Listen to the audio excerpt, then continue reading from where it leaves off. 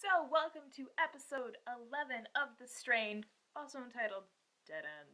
Yes, so this was weird. It wasn't weird, it was just different from all the other ones, and it was very intense, and it took some themes that you were like, whoa, I did not think it was going there.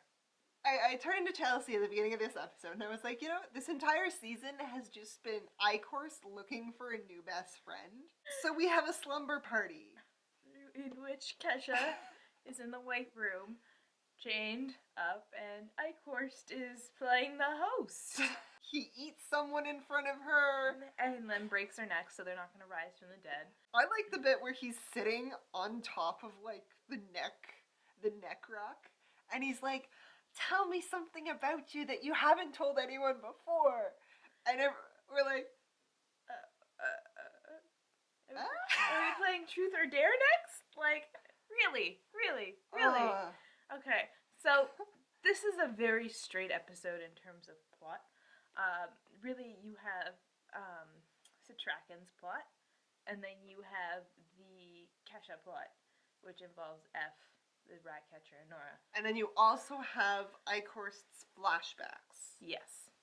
So Kesha is in this room, and Eichhorst, she's really freaked out. This guy is gonna eat her, and it's getting to her.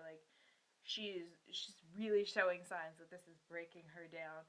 Because for the entire show, she's been a very kind of cool and collected character. This is the last straw.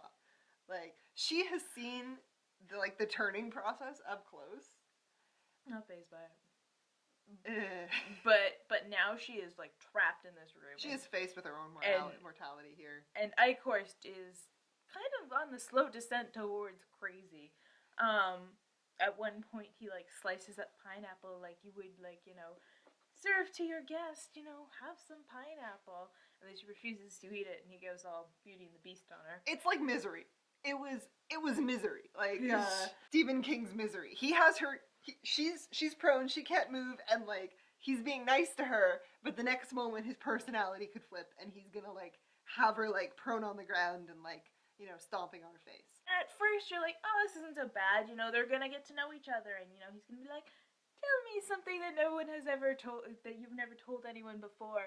And, they're gonna have this conversation where they, get into his backstory, and, she's not gonna come out liking him, but we're at least going to, learn something more about this character, and she's going to learn something more about Eichhorst. And then it might be useful later on if she actually makes it out. But it doesn't work like that, because he, terrifies her, and so she makes a couple of witty retorts, but you never get a dialogue between the two, so you feel very nervous yourself, because you're like, this is not going how I expected it would. Use of camera angles for this, specifically shots, are really, really tight on her. They're really tight on her face, they're really tight on her body, so you feel it shows that she's trapped, which I thought was a good touch. I was just oh, cinematography is still happening with this show. Then you're getting his flashbacks to where he was in Nazi Germany, and, he was a radio salesman, but he's not a very good radio salesman, and he's kind of never really found the place where he can excel. And so he has this crush on this woman who works with him, and they're, talking. They're actually getting along really well. They're working out. It's weird and kind of cute, and it makes you question a few things. It's so adorable. And then, of course, a Nazi person walks in and is talking about, how we can make Germany good again, and, Germany needs you and you and you to make things better. And Eichhorst is like, oh my god, I can get power, and I can find a place where I excel in Nazi Germany. Let me join the Nazi party. And so he's going on about how the Jews are parasites. Think about it, the use of the word parasite and leech. Yep. Our two favorite things in the show. And so he's going on about this to his girlfriend, and she's like, but you're a fucking idiot. I'm a Jew. And she leaves him. And he's really sad about this, but it cuts to a few years later when, he's in the Nazi party, he's risen through the ranks a bit. He's an SS. And he gets a call in, and they're like, do you know this Jewish woman? She's like, please help me, they're going to deport my family, they're going to deport me, please help me. And he just denies knowing her and calls her a thief and walks out, and lo and behold, he walks down the street the next day, and she's been hung. And so he has to, like, pretend he doesn't care. And so it's not like his relationship with her messed him up. His relationship with power messed him up. But so this is the backstory that we're kind of being told in pieces. Meanwhile, as he's descending down the crazy train, you're like, it's not so bad. It's kind of like, it's kind of friendly, even though they're being... It's friendly in the way the Eichorst character has always been very kind of larger than life and not serious.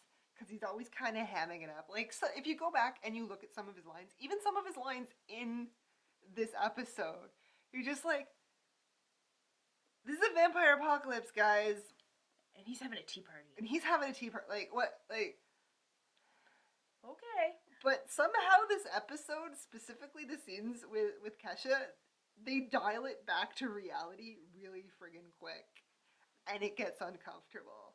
To the point where, she's been, like, terrorized, and he's finally, like, putting red lipstick on her, tells her to take off her pants, and he sits down behind her, and he's like, spread your legs, and then his tongue comes out, and you're like, what? Where is this going? Where did this come from? Like, so right before this, she makes a comment about how he doesn't have a dick, and he says that he can improvise, and you're just like, what happened to my show? This was so, like, cheesy, campy, and now we have hit the serious floor here.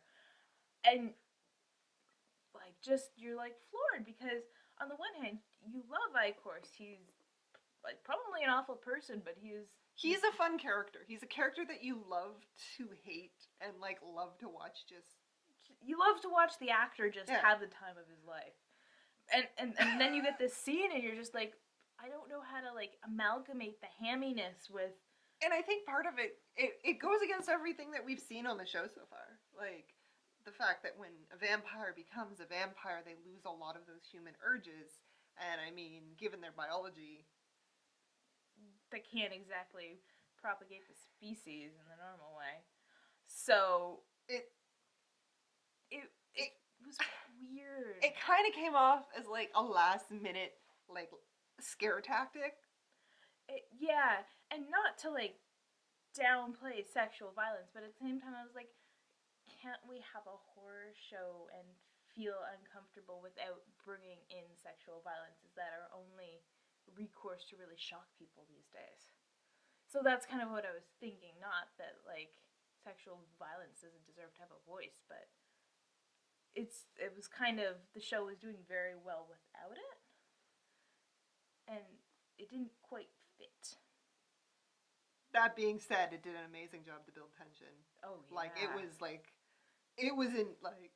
And okay, so the dead cop in the room with her, she's gotten the mace, and that's probably one of the more funny scenes.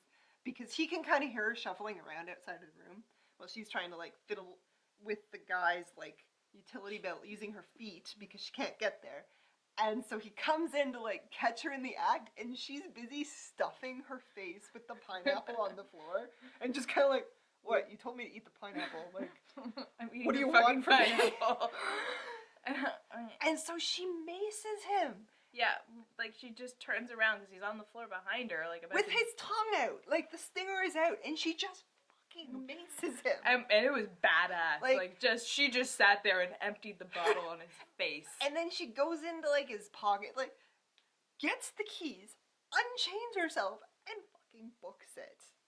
And you're just sitting there just like, you love Dutch. You love Kesha. Like, she's fun, and you're just like, you are rooting for her, because you know what? You need to get her out of there. And she's running through this, like, we figure out through the other characters that this is a part of a hotel that has been blocked off for years and years and years, right? So she's running through this hotel, there's nobody around. Like, there's not even other vampires at this point. Of the doors and the windows have all been bricked off. So she's running down a staircase, right? Running from him, and he's finally, like, recovered. He's gotten, like, most of the pepper spray out of his face, and so he's coming after her. She steps on a nail, so she's hobbling now, leaving a trail of blood behind for him to, like, easily follow. And she's running down these stairs, and this is so well done because on the other side you have Nora, the rat catcher, and F running up upstairs, right? So she's running down. They're running up. They can hear her. And she hits a brick wall. And you realize that they're not in the same staircase. And it was just, like, really great to build tension. And, like, I loved that when Eichorst finally, like, gets to her, she turns and faces him. Like, she's not going down without a fight. And she's still, like, you know... Like, get away from me. I hope you choke on me. Like... She just holds out to the end, right? And then, okay, the rat catcher, he's coming for her. Because, you know what? He loves her. And he is going to save her. And he takes his, like, crowbar... and crowbars through, like, the wall, the brick wall. And Chelsea's just like, is he actually gonna do this? And I'm like, no. Wait. Because he crowbars one hole, and then he pulls dynamite, because he always has dynamite. Like, it's like candy to this guy. He pulls it out, he looks at it, stuffs it in the hole. And Nora and F are just like, yeah. And he's like, this is happening. You should probably run away.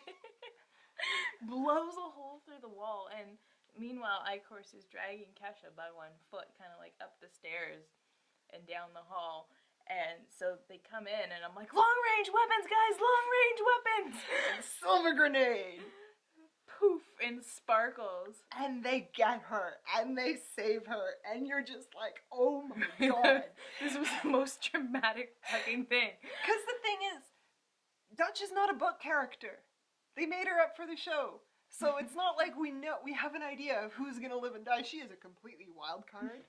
So you have no idea what's gonna happen. And like, so the rat catcher just like scoops her up, and you're just like, oh my god, these two are so goddamn perfect for each other. And you just get this like heartbreaking shot at the end where they kind of like take her into the bread truck, and she's just like in his lap, just like bawling her eyes out, and you're just like, oh my god, like she's finally like hit her breaking point, and I don't know if she's gonna snap back from this because it was traumatizing. I think she's gonna like, this is gonna be her new goal. She is gonna go for Eichorst. She's gonna take him down, and you know what? So far, she is the only one who's landed some serious blows on the guy. I mean, F shot him, yes. Setrakien shot him, yes. But did they slow him down? Not even a little bit. She slowed him down. So I hope she just like rips into him when the time comes. Oh man. She deserves it. And so like you just look at the rat catcher and you're like, yeah, you're amazing, and Kesha, you're amazing, and you should be amazing together. And you know, Nora looks at F and she's kind of like, "Do you ever do that for me?" It's just kind of like, keep driving. You know what we didn't talk about? Well, we didn't mention in our opening summary? Gus. Gus! Yeah, I kind of forgot about him. Gus! It's a minor subplot. Yes, Gus has, like, made a deal with Quinlan and Co. to get the family out. And he does it. And... basically, you know, he says his goodbyes to the girl he's kind of fallen for. Ships and he them tells out. He tells her that it would have worked. And me, heartless, like, cold-blooded me, am sitting there and I'm like, no, it's too cute, I can't do this. My heart is, like, growing. Yeah, it's adorable, and I don't generally root for romances. But so anyways, he's like to Angel, keep them safe. And Angel's like, okay. So he drives them through the checkpoint and then walks back out again like, I got them to safety. And Quinlan's nameless companion, because she's never been named, which I want to know more about her because she also looks like a band. It's just like, who the hell is this guy? Why is he coming with us? And he's just like, this is the Silver Angel. And I'm just like, you have signed his death warrant. So yeah, they're off on adventures together. And then the one character we have not talked about is Setrakien. Oh, Setrakien. So we've left him off, and he had been knocked out when he found the lumen. He was just in his hands, and somebody comes up behind him and whacks him on the head. So in this plot, he wakes up and he's tied to a chair. He finds the person who he thought had the lumen, which is the little kid he saved in the 60s. he's like, okay, well, now you have to give me the lumen. You don't understand. This can save the world. And the guy's like, no, I understand, but I'm gonna get my money and go. And I'm just like, no, two-dimensional plot. No. So the guy takes the book and he goes off with it. Setrakien doesn't get to him in time.